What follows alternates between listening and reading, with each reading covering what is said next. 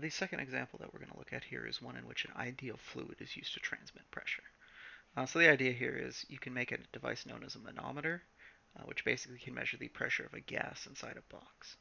The idea here is there's a pressure of gas inside this box, and what it does is, we'll call this P2, is it pushes down on this ideal fluid. And this pressure gets transmitted all the way through the ideal fluid upwards, like so. So it gets transmitted the entire way across.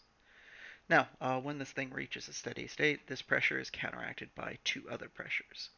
Your manometer is typically open to the atmosphere, so there is a pressure from the atmosphere, we'll call this PA, which again transmits all the way down, and there is a second pressure here associated with how much water is on top of you. Again, that transmits all the way down.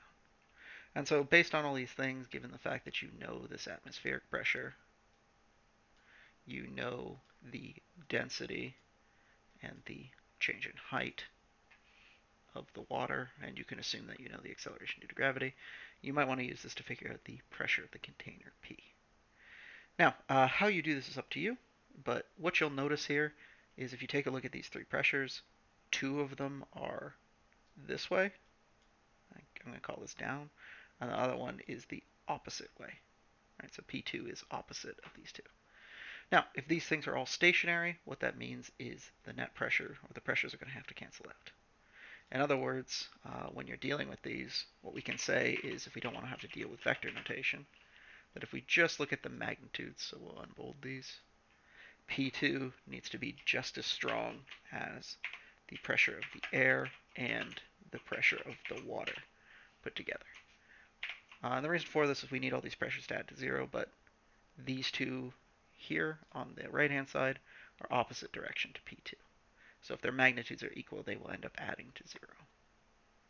Now, with that being said, we can use this to figure out what P2 is.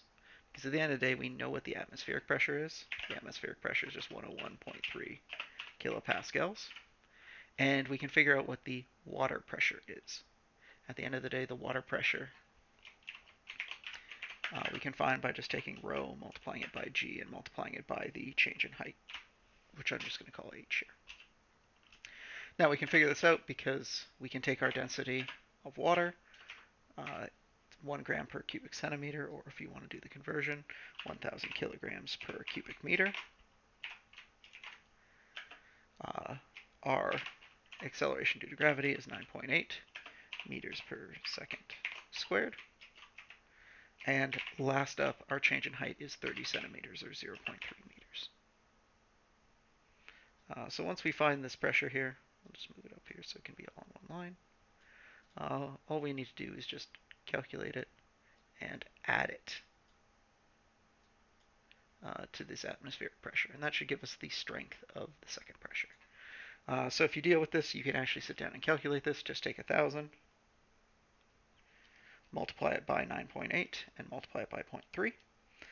What you will get is you will get 2,094 pascals, or alternatively, if you want to convert this to kilopascals by dividing by 1,000, you can convert these pascals to 2.94 kilopascals. You can convert them like this so that you can add them together.